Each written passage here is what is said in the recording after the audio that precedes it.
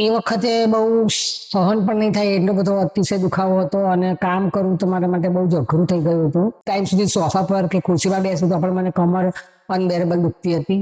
ઘણા બધા પ્રોબ્લેમ હતા મને.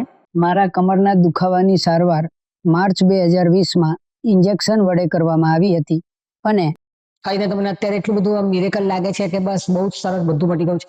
અત્યારે હું અત્યારે ચાલવા પણ જઈ શકું છું, ઘરની રસોઈ બસોઈ બધું કરી શકું છું. મને ક્યાંય કોઈ તકલીફ નથી અને બહુ જ સરસ થઈ ગયું છે.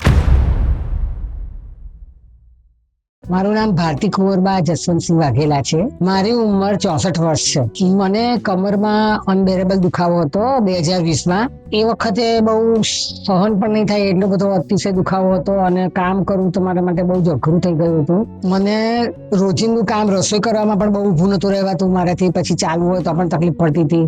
નીચે તો હું બેસી જ નથી શકતી અને બહુ વાર ટાઈમ સુધી સોફા પર કે ખુરશીમાં બેસું તો પણ મને કમર અનબેરેબલ દુખતી હતી. ઘણા બધા પ્રોબ્લેમ હતા મને.